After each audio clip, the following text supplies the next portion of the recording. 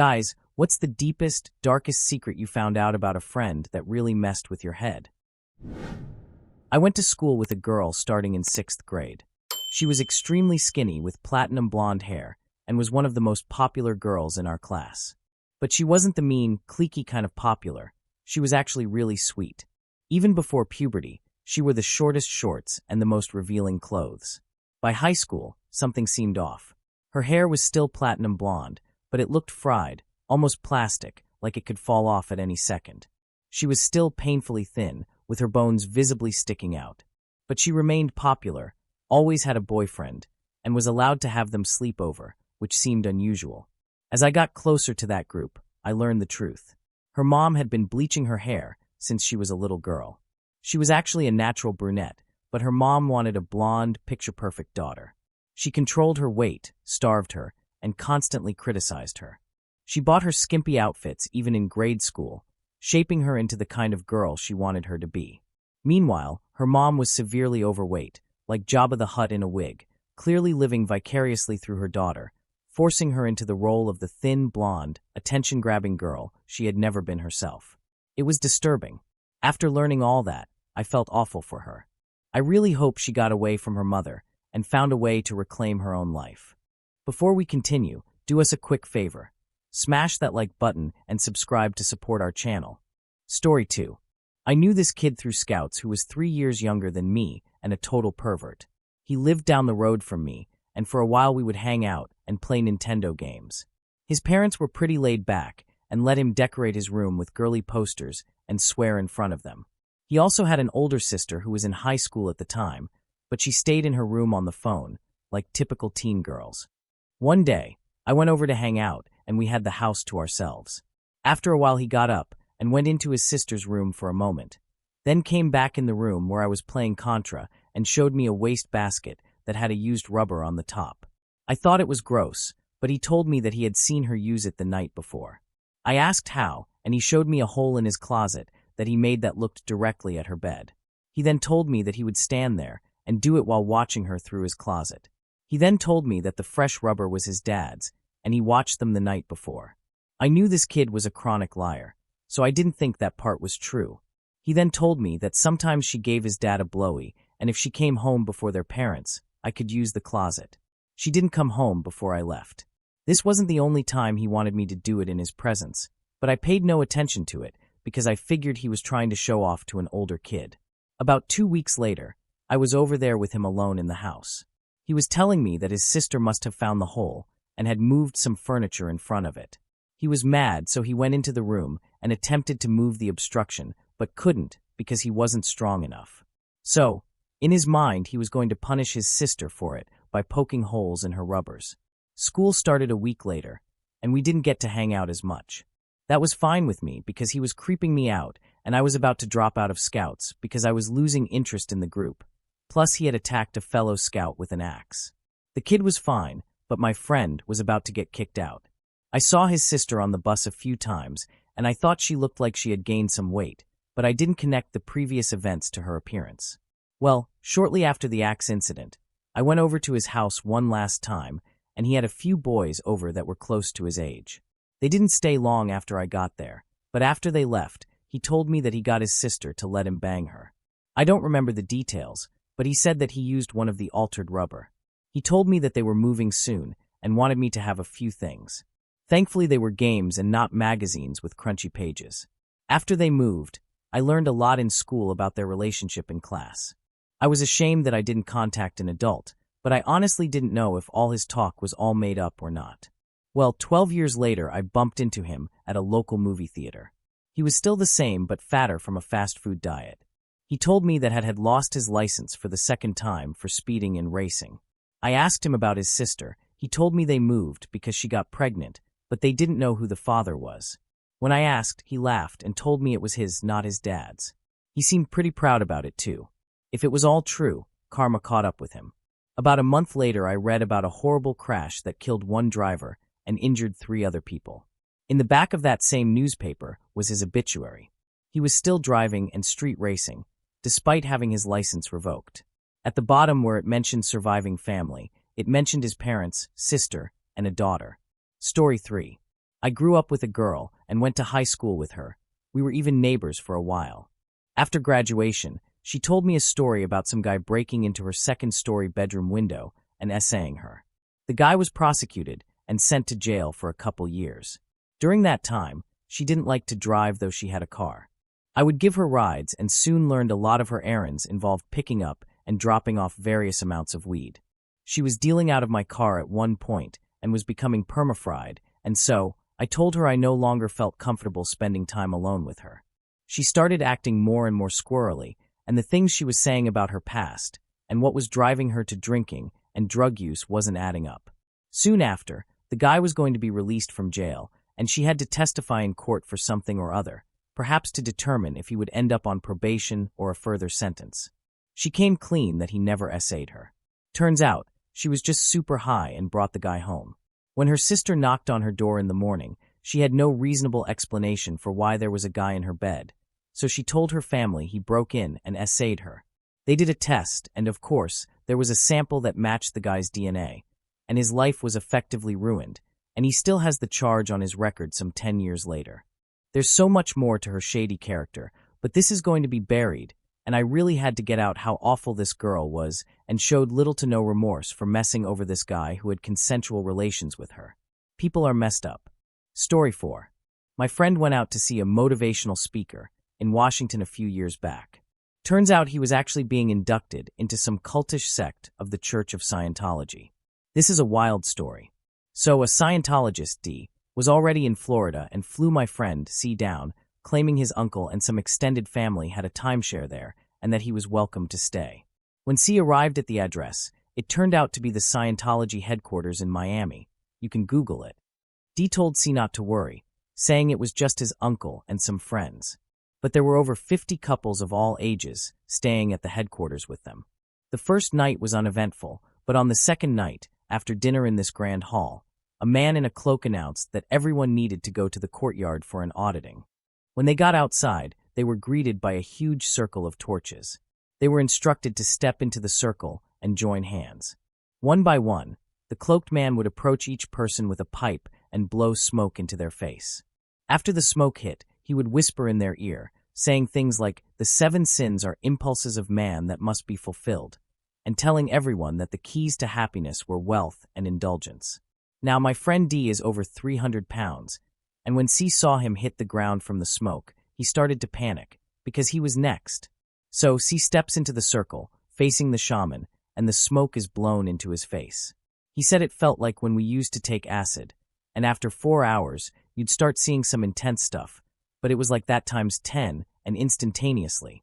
He hit the ground and could only hear the shaman preaching about how people needed to be gluttonous, indulging in everything. When C came to, the shaman said, "Join hands." But C backed off and tried to sneak back into the headquarters. D saw him and ran over, saying something like, "You'll never know the secrets to success unless you let them audit you 8 to 10 times. C was done, so he started heading back to his room. But as he passed a common area, he saw 10 men doing it with each other. He finally got to his room and tried to sleep off the experience, but the drugs kept him wired. A few hours later, he peeked outside to see what the auditors were doing, and to his shock, they were all engaged in a wild groupie inside the ring of torches. The next morning, D told them they had to leave. When they checked out, they were handed a check for $20,000 paid by the Church of Scientology. When C got back, he confided in me. He said he was scared to move down there, scared of selling his soul, and more terrified of D.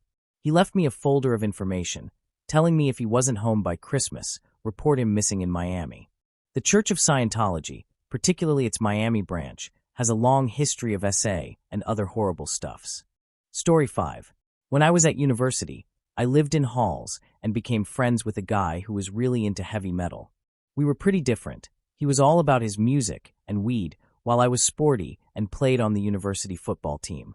But I've always been the kind of person who talks to anyone, as long as they're a decent person. He had come from the other side of the country, and it was obvious he felt lonely and was just scraping by financially. So, I'd invite him to hang out in my room with my other friends. But somehow, it always ended up being just the two of us talking about conspiracy theories and all sorts of random things until the early hours. Whenever we went out, I'd drag him along and slip a 20 in his pocket, telling him that when he made it big as a musician, he could repay me with a backstage pass. I even started a little cooking challenge with him in the halls because he wasn't confident in the kitchen. I gave him a few recipes, and he really took to it. Despite our differences, we clicked. One night, I forced him to come out because he looked homesick, just sitting in his room. After a long night of drinking, we were walking home when he suddenly put his arm around me and said, "You know, if it wasn't for you, I wouldn't be here right now."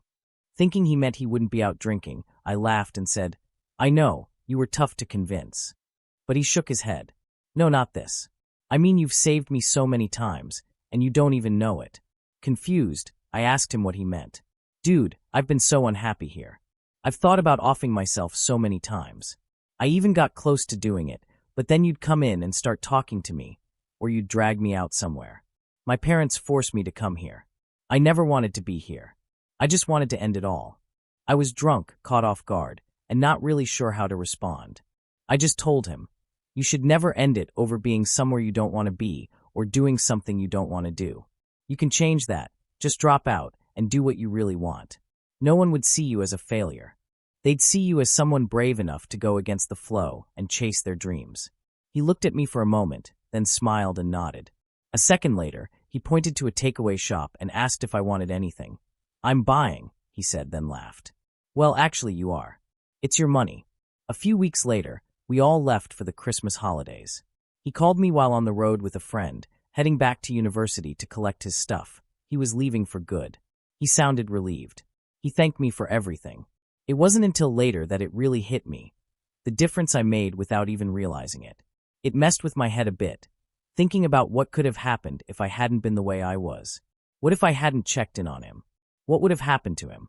What impact would it have had on his family? I hope you're doing well, Jim. I hope you're out there rocking it. Story 6. My roommate, let's call him Sam, is your typical straight white guy who's into football, pork rinds, and making gay jokes. One day, I borrowed Sam's computer, and I noticed Facebook was open. Sam was chatting with a mutual friend of ours about someone named Samantha in an open chat window. We didn't know anyone named Samantha, and Sam doesn't have any Facebook friends by that name. Sam also has a girlfriend, which immediately made me wonder if he was cheating with this Samantha. Naturally, I became curious and felt the need to investigate. A few days later, Sam left his computer unattended while he went to take a shower. I saw an opportunity and opened Facebook to dive deeper into the conversation with our mutual friend. What I found was honestly shocking. It turns out Samantha is actually Sam's female alter ego. Sam enjoys dressing up in women's clothes, skirts, lingerie, high heels, you name it.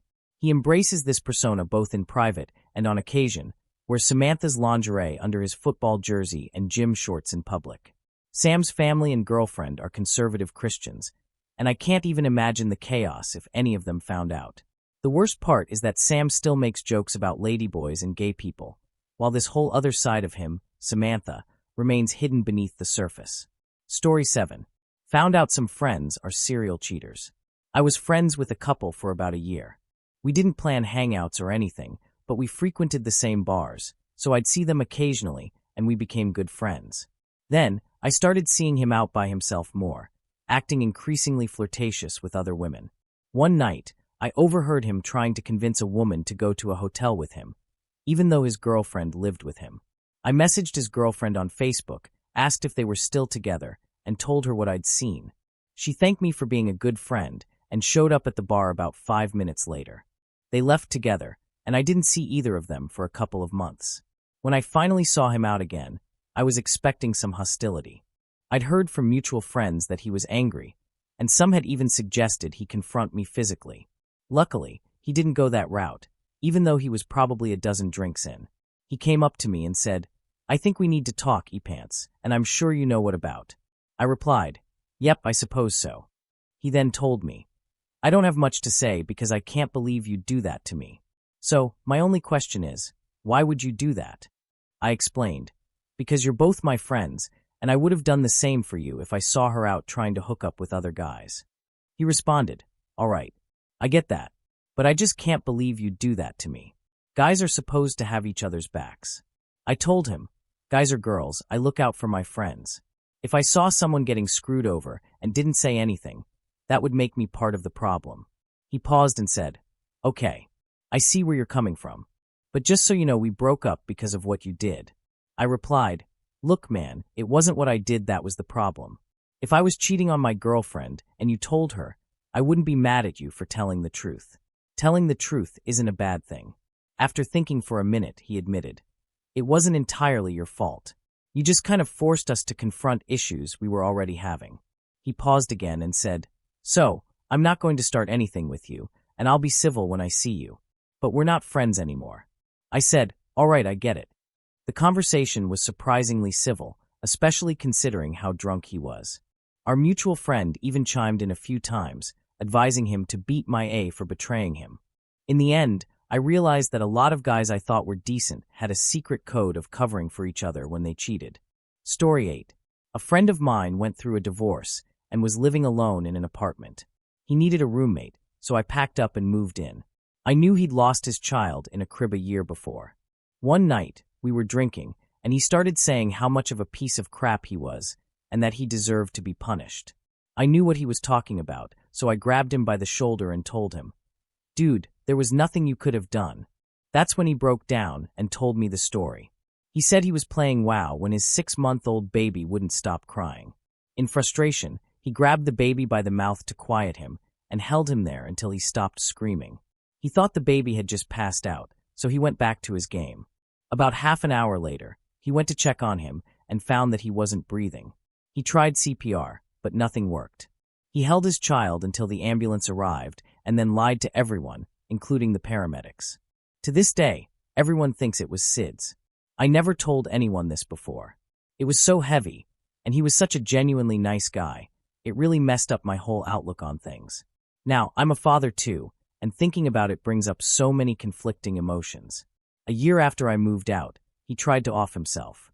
I honestly thought living with what he'd done was punishment enough. Story 9. I had a friend throughout high school and most of college. He wasn't exactly creepy, just really annoying. But on more than one occasion, he tried to get into deep conversations about moral gray areas, which I always shut down. During my sophomore year of college, I got a Facebook message from a girl I didn't get along with in high school. She was also friends with him and told me to watch my back. She had been house-sitting for him while he was away, using his computer, when she discovered a hard drive full of bare photos of herself and several other women we knew.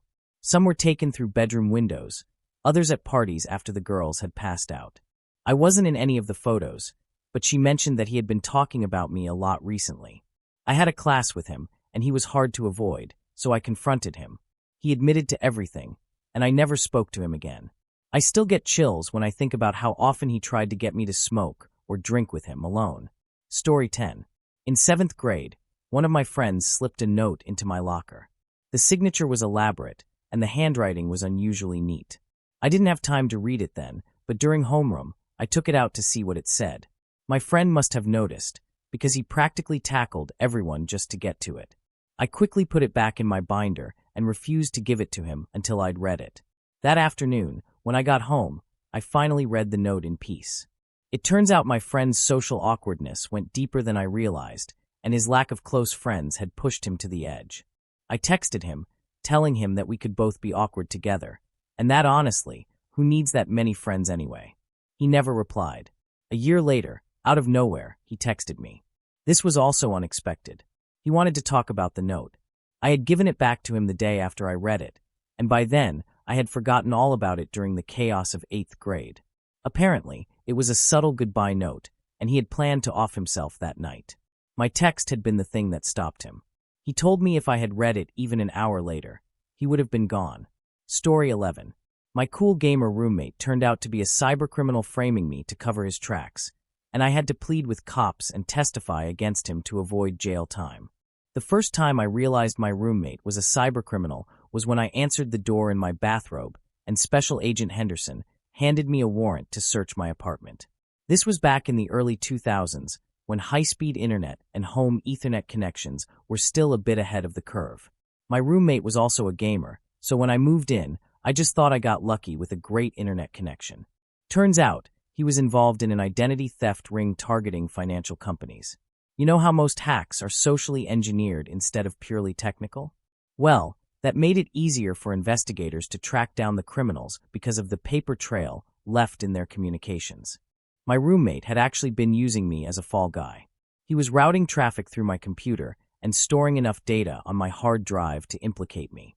When the investigators knocked, they weren't sure who was behind the keyboard or how much each of us was involved, since he used multiple screen names.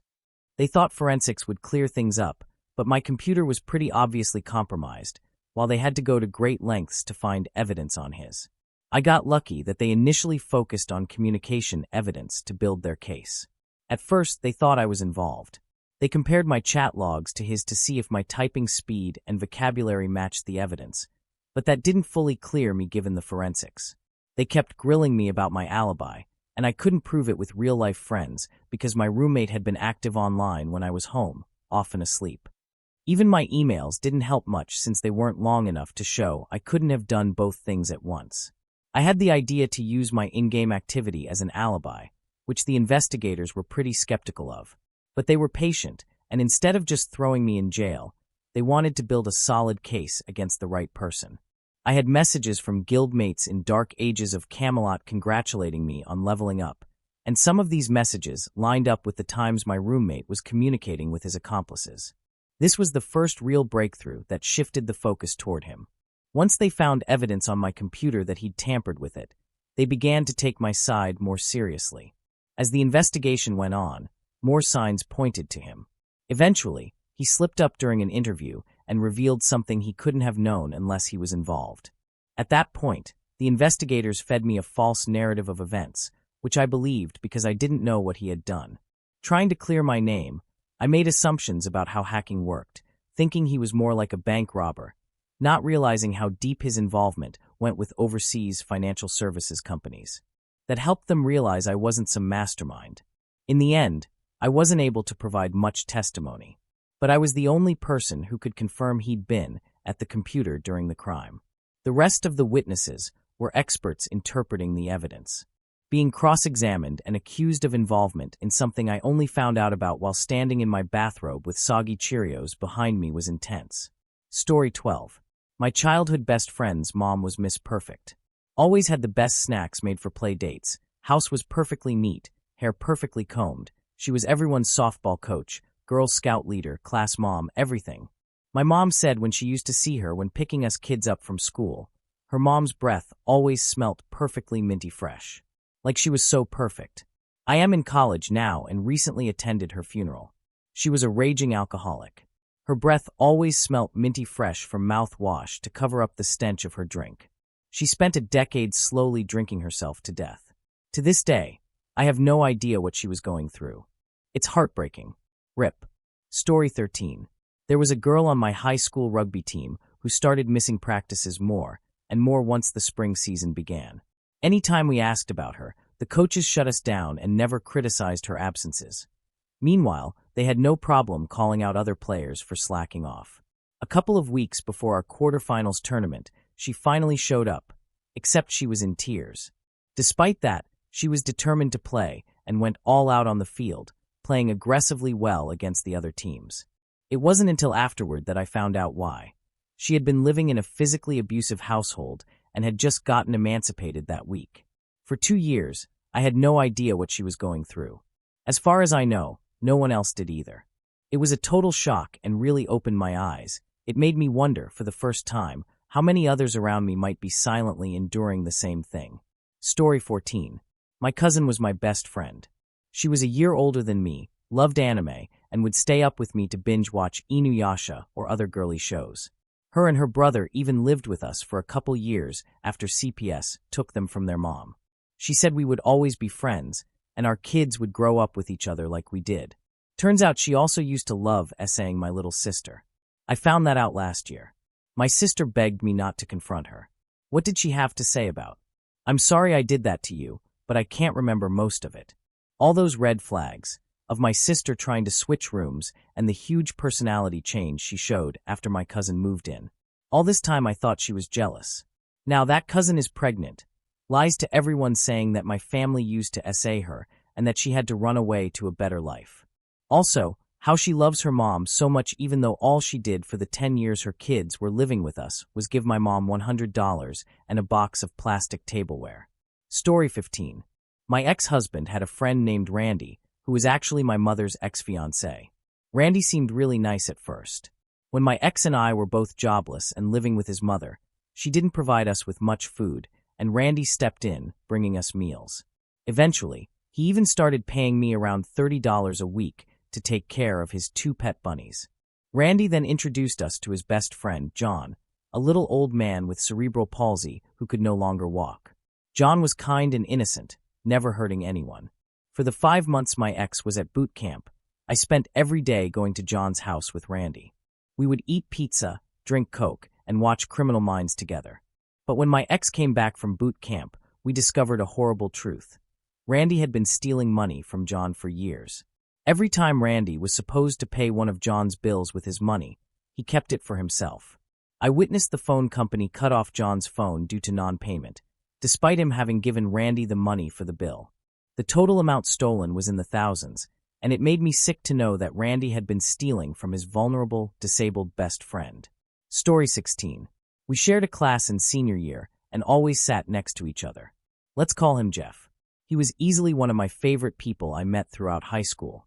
We clicked instantly. Our humor was in sync, he was pretty attractive, and there was just this undeniable chemistry in our friendship. Since he was younger than me, I actually thought about asking him out once he turned 18.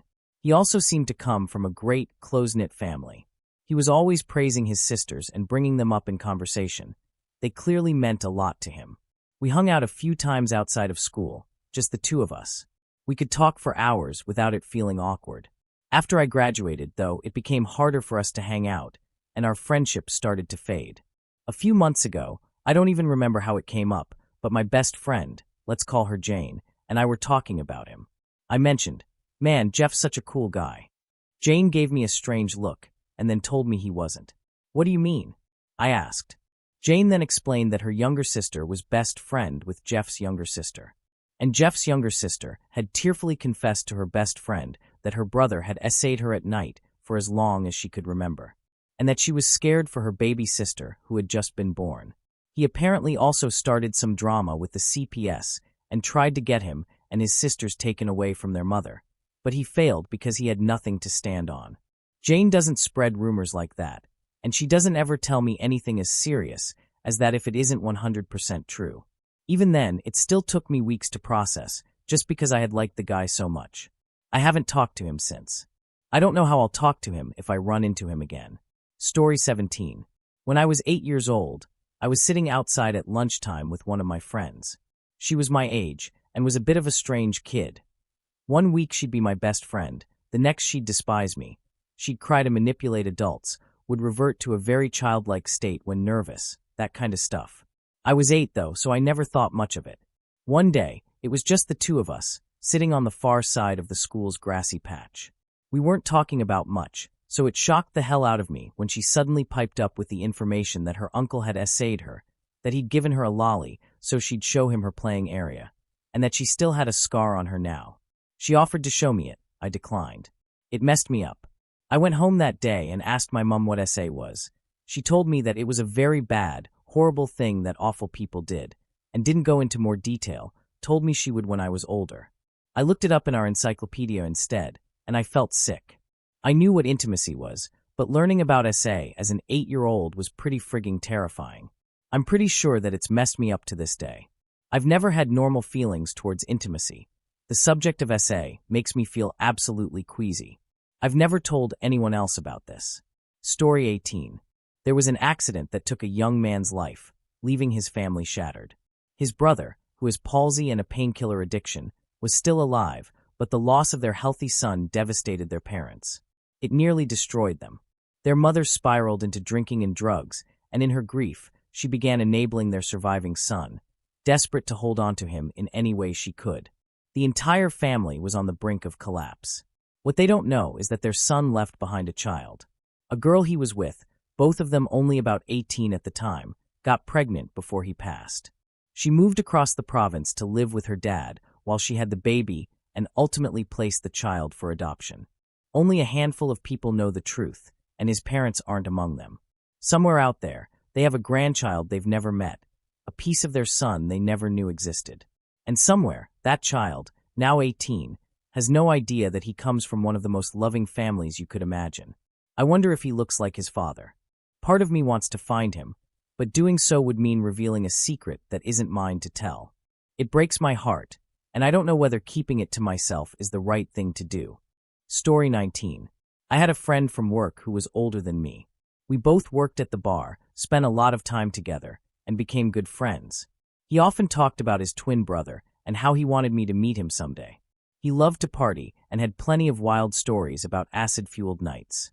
We went out together a lot, and things could get pretty crazy. Most of the time, he was friendly and upbeat, but his mood could flip in an instant. Suddenly, he'd become unbearably angry and rude. Over time, I started noticing a strange pattern. When he was in a good mood, he'd talk about his twin brother as the serious, more reserved one.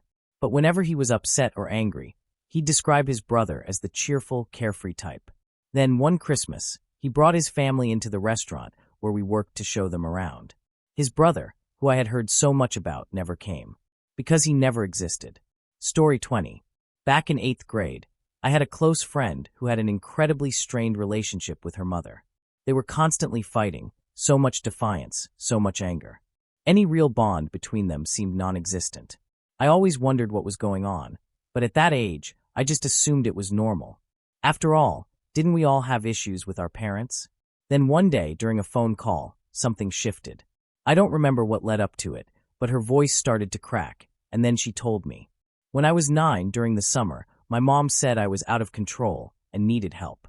She drove me to a hospital and, right before dropping me off, she said, "I'll visit you on the weekends." It was a mental hospital. The needles they used on people when they freaked out. I was there for weeks. My dad had to fight to get me out. I don't remember exactly what I said, just that I was so sorry. More than anything, I just wanted to hug her until she didn't need to cry anymore. I think about her from time to time. We lost touch, but I really hope life has been kinder to her. Story 21. When I was about 8 years old, I met a girl named Molly. Her family had moved in a few houses down earlier that summer, but I hadn't seen much of her at first. The first time we met, I was playing with an anthill in my backyard when she wandered over and joined me. She seemed genuinely interested in what I was doing, and in my 8-year-old mind, that made her the coolest person ever. From that day on, we were inseparable, riding bikes, playing basketball, going to the pool. If I was outside, so was she. Years passed, and we remained best friends. But in 7th grade, things changed. Late that fall, Molly suddenly missed an entire month of school. When she returned, she told me she'd been sick and was on medication. I didn't think much of it at the time, but something about her was different. She tired more easily, took more breaks when we played, and wasn't as energetic as she used to be. Over the next year, I noticed her mom calling her inside to take medication more often, and she couldn't stay out as late. By high school, our schedules pulled us in different directions. I was playing baseball, and she had taken up the piano after giving up softball. We didn't see each other as often, but when we did, it felt like we barely talked anymore. The summer after freshman year, we finally had more time to hang out. But even then, she wasn't outside as much. Instead, I spent more time at her house watching TV, playing video games, and listening to her play piano, which she had become incredibly good at. She also had more doctor's visits. She always brushed them off as checkups or tests, insisting she was fine, but I could tell something was wrong. That August, our families went to the beach house we shared in South Carolina, like we did every summer. One morning, while we were out getting food, Molly collapsed mid-order. I panicked as her dad scooped her up, called her mom, and rushed her to the hospital. I waited in the ER for hours, calling my parents, who met me there. When I was finally allowed to see her, she smiled like nothing had happened and said she must have been dehydrated from the heat. She reassured me she was okay, but her parents knew better. Later that evening, after I'd showered and changed, her mom came to my room and said they needed to talk to me. I'll never forget that moment, the fear in my chest as I followed her to the living room. That's when they told me. Molly had been diagnosed with ALS back in 7th grade. She hadn't told anyone because she didn't want people treating her differently. But now, her condition was worsening, and they didn't know how much time she had left. Maybe only a few more years. I didn't even know what ALS was. They explained, but I barely processed it. I just remember crying for hours. When we returned to the hospital, they told Molly they had shared the truth with me. She didn't cry. She didn't feel sorry for herself. She just smiled and joked that at least she wouldn't have to do her summer homework. Even after passing out earlier that day, she was comforting her parents and me instead of the other way around. She was the strongest person I had ever met. That fall, Molly came back to school and told our small friend group what was happening. She wanted her last year to be the best it could possibly be. Without hesitation, we all quit sports and after-school clubs so we could spend every day with her. Whatever she wanted to do, wherever she wanted to go, we made it happen. My parents even let me sleep over at her house whenever I wanted, and for most of the sophomore year, I practically lived there. It was the best, most unforgettable year of my life. That summer, her condition worsened, and on August 17th, she passed away. Molly was the most beautiful, intelligent, funny, confident, outgoing, and loving person I will ever know. She faced death with more courage than most people face life. I will never forget her. Story 22. I went to high school in a small, affluent suburban town. I knew this girl, we weren't that close, but we had some mutual friends, so we were occasionally hanging in the same circles. She was quiet, a good student, that type. Years later, she became a public advocate for children who had been involved in adult work. It turned out that starting from the age of 10, so the entire time I knew her plus more, her parents had been forcing her into the same work. This was apparently going on weeknights after school. It messed me up so bad to imagine what she must have been going through, while still having to go to school and being a great student, and it messed me up even more to think this could be happening in my own hometown. But the thing that really got me the most was that her parents used the money from this to pay for her to go to college, one of the most prestigious public universities in the U.S. Like in some effed up way, they thought they were helping her. It scarred me for life. Story 23. I had a friend from grade 6 to grade 12. He was never good with the ladies.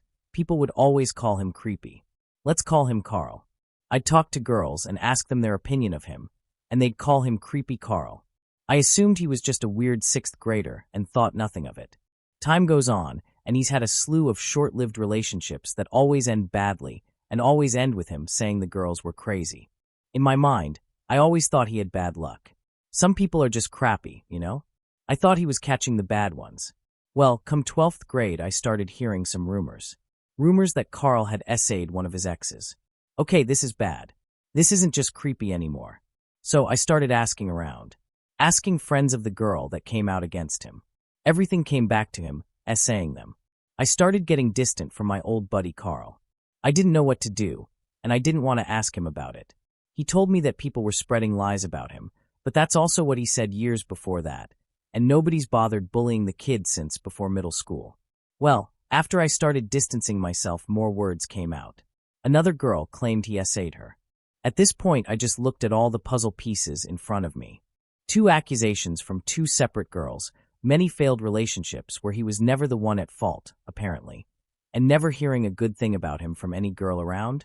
I was disturbed. I defended him in middle school when people were saying he was a creep and that he was just misunderstood. I bailed. I just stopped talking to him. True or not, I didn't want to associate with a person that volatile. Unnecessarily long post, but it bothers the crap out of me, so I rambled. Story 24. She was a user. She knew how to manipulate people to her advantage, mostly for money but also emotionally. She would get involved with guys she knew had feelings for her, letting them buy her expensive things before breaking things off. I found out by accident when she had too much to drink one day and almost gleefully shared the details with me, mocking the guys she'd used, calling them stupid and annoying. By that point, we'd been best friends for 2 years, and I had no idea she was capable of such behavior. She had always treated me well, and I thought I could trust her. I cut her off completely after that. To this day, she still emails me with her woe is me stories. It's crazy to think I ever called her my best friend. Story 25. When I was in elementary school, my mom was escaping an abusive relationship, so she took us away from the city and moved us to a beach town. It was a huge change for my brothers and me, and needless to say, I had a hard time adjusting. To cope, I bought a skateboard and eventually made some friends, mostly other skateboarders. One of the kids I started hanging out with was a local named A. He lived near the hospital, so we'd skate around that area. Over time, I pieced things together and realized his dad was my pediatrician. One day, I casually said, "Hey, your dad is a great guy. My mom really likes him," and his response threw me off. "No, he's an evil a-hole. I hate him." From there, things took a darker turn, and A decided he didn't want to hang out anymore. Our friendship fizzled out. Fast forward to high school, and I developed a crush on A's younger sister. She was super quiet and never talked to anyone, so I asked someone about her. They just laughed and said, "That girl doesn't do anything except go straight home after school. I don't think I've ever heard her speak." I thought, whatever, maybe she's just shy. Then, just before high school, I needed a physical for Little League, so my mom took me to see my regular pediatrician. At this point, I didn't need her to come into the exam room with me anymore. After the appointment, the doctor came out, smiling, and exchanged pleasantries with my mom. But when I walked back with him into the exam room, everything changed. As soon as the door closed, he got this almost cold, mean look on his face. We go through the exam, and it comes to the part where he needs to grab my dong. No warning, he just gets down.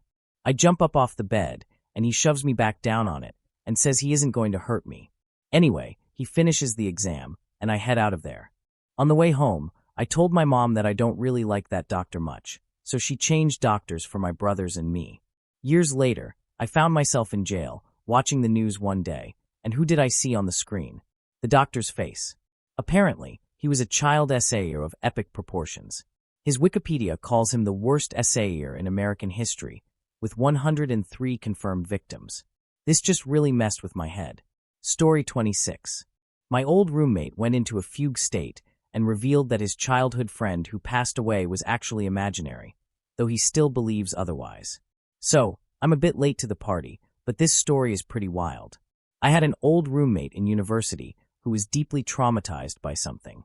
At first, he told us it was related to his mandatory military service, but it turned out something that happened there triggered a memory from his childhood.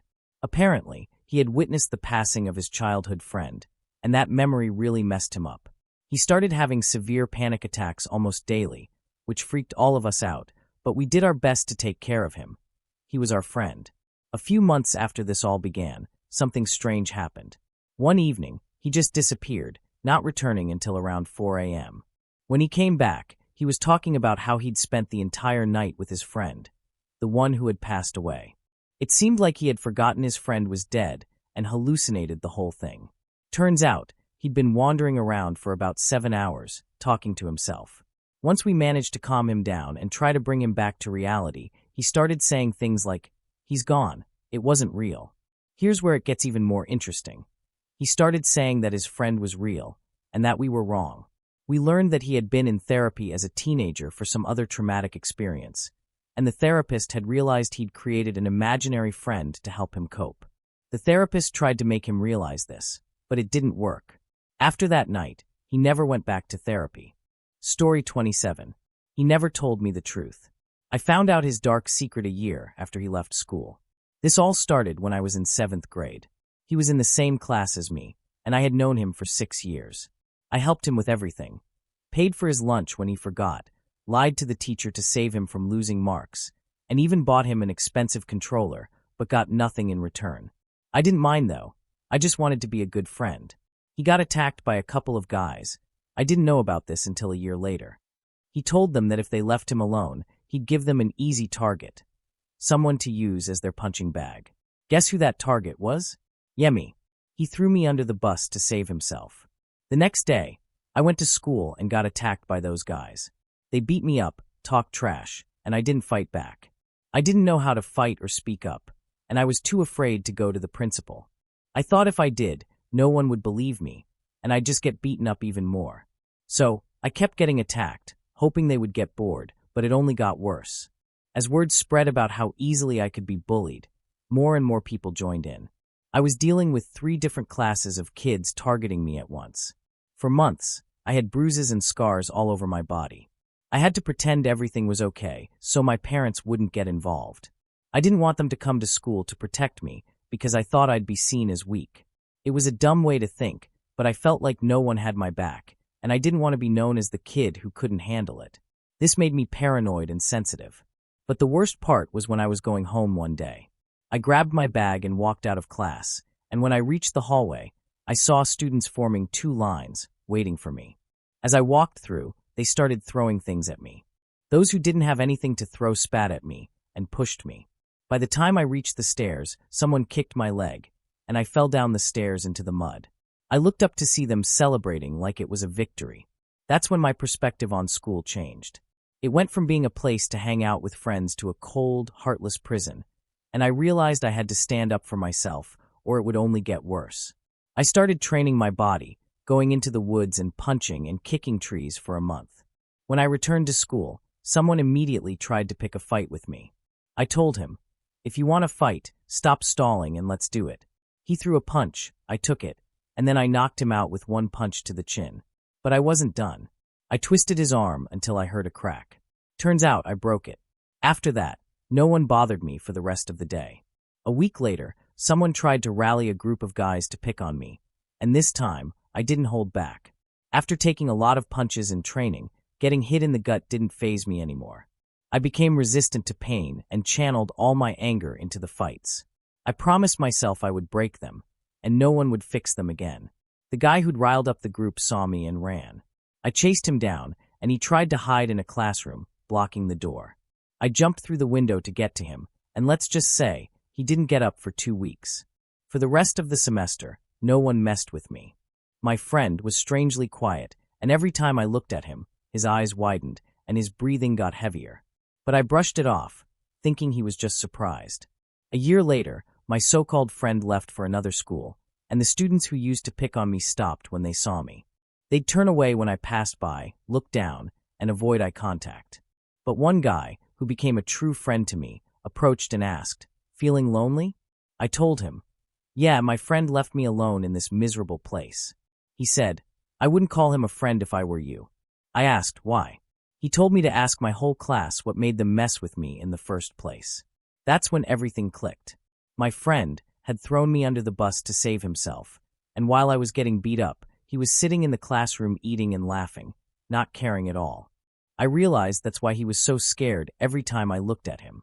I was pissed off, not because of what he did, but because now I couldn't do anything about it. He left the school, and I had no idea where he lived. I felt like an idiot for trusting him and vowed to never let that happen again. I went back to the guy who had warned me, Michael, and thanked him for telling me the truth. I asked him how he knew, and he said, "You're not the only one who's walked through hell alone." He shared his own story, and it was eerily similar to mine. From that day on, Michael said, "As long as you still have someone you care about and your faith in God, nothing else matters. Your heart might feel empty now, but your family and faith can fill that heart with joy." I wasn't sure about the faith part, but I felt relieved to know I wasn't the only one who understood how it felt. I told him, "We can be brothers. You've got my back, I've got yours." He laughed and said, "Yeah, that sounds nice." And from then on, I had a true friend and someone I could count on. So, even though it was a depressing time in my life, I ended up better off. I could defend myself now, and I had someone who genuinely had my back. Story 28. I dated a girl for about 3 months in the summer, right after graduating high school. My mom was never home, and she already lived by herself, so she ended up halfway living with me. She was extremely domestic, cooked, and cleaned the house regularly. At first this made me uncomfortable because I didn't want to become lazy, but I soon just accepted that it was one of her ways of expressing her love. We were lying in bed, and we got on the topic of our previous homes. I told her I don't really remember the order of houses I lived in well because I moved around a lot and had a non-traditional childhood in that sense.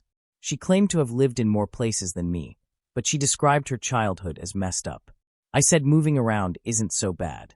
She started laughing and said, "No, I could tell you some crap right now." I stayed silent because the uncomfortable laughter made me uneasy. I was essayed by my stepfather from age 10 to 14. Her laughter turned to sobbing. Tears were rolling down my face as well. To this day I remember that moment more vividly than any other. The cold, expressionless look in her eyes, even though laughter was coming from her mouth. I held her, and we had a good cry, but not for more than 10 seconds before she apologized for telling me. I think about it sometimes when my mind is restless trying to sleep at night and let out a couple of huge sobs before I get up and do something to take my mind off of it. The part that bothers me is if the memory of her telling me this. It haunts me at night, Imagine what she goes through when she can't sleep. Despite our short-lived relationship, I really want to be there for her if she is going through something. I don't know what to call the feeling, but I want to protect her despite not being in a relationship with her. I wish there was a way I could tell her I'd come get her, give her a place to stay, or whatever if she ever needed it, without sounding like I'm trying to rekindle the relationship or sounding weird. Story 29. When I turned 4, I moved into my current home and met my best friend. Let's call her Caitlin. She lived just across the street, and for years, we were inseparable. I'd go to her house, or she'd come to mine every single day. As we got older, we stayed close, went to the same schools, and just hung out together. But when we hit 7th grade, everything changed. One week, we were best friends, and the next, she wouldn't speak to me. She completely shut down. She dropped out of school and spiraled into a series of mental and physical health issues. Extreme anxiety, bipolar disorder, everything that makes someone feel completely broken. But her parents didn't get her help. They just gave her pills and kept her locked away. They had moved just a year before all of this happened, and I stayed just as close. I'd ride my bike 3 miles at least 3 times a week to see her. But eventually, they stopped answering the door. Her mom told me to F off and stop bothering them. It was like losing a second mom. In the end, she won. I haven't spoken to my best friend in 5 years. I don't even know if she's alive anymore. I found out what caused the change. It was something awful. 2 boys from our school essayed her. They were expelled, but it didn't seem to make a difference. I'm not sure how I'm supposed to feel about all this. I feel bad, but I'm also angry. Angry that she cut me out of her life, especially when I had no part in what happened to her. I've always been supportive of her. But either way, it messed me up pretty badly. I haven't made a new friend since 7th grade, because I'm terrified it will happen again. So Caitlin, screw you for how you left me, but I miss you more than you know. I hope you're doing better. You'll always be my best friend, and I'm sorry I couldn't support you in the way you needed. Story 30. This guy was a real criminal, someone I had already cut off. He's on parole somewhere in Canada for armed robberies. I've got to be careful here, but anyway, I had cut ties with him already. Then someone close to us got murdered at the worst time, right when losing a family member was the hardest. Despite that, I still found myself being empathetic, offering support. But the toxic dynamics in his family, especially his role as the big brother, created so much tension. He was also being blamed for leading the kid who passed into a life of crime. I emotionally helped him find a place away from the drama, which ended up being a home for both of us. I gave him space to grow. He's in his 30s and never really took care of himself, so this was his first time being independent. The problem was, he wasn't truly independent. Despite running a small business, he was still dependent on his family, a daddy's boy leasing off them. I wasn't used to that, and I didn't want to entertain it. But the toxic energy of his family started to invade my life, and I don't deal with parents. I'm younger than him, but I've been doing my own thing for over a decade without involvement from parents. I used to be a street kid, saw too much, got tired of the lies and the evil. It made me do some stupid, ignorant things. My brain works fine, but I can easily be a product of my environment. You are what you surround yourself with. I like to keep to myself, though my heart is extroverted. Been there, done that. My rare moments sitting with him, sharing stories of life and the streets, changed how I saw him. A black man bragging about attacking another black man, almost ending him. The victim survived, didn't snitch, and still fears the guy and his crew. That was the tipping point for me. All the karma from his past, him and his friends getting attacked over pride and criminal acts. And now he wants sympathy when people close to him die. Now he wants us to understand his emotions, but he doesn't acknowledge the trauma he's caused others. Living with him meant I had to deal with his probation officer breaking down his disgusting criminal record. I forgave him at first, but then I realized he's only sorry he got caught. I don't regret cutting him off, but paying my respects to the murdered kid was a huge mistake on my part. Thank you for watching. If you enjoyed this video, be sure to give it a thumbs up, subscribe, and hit the bell icon so you never miss an update.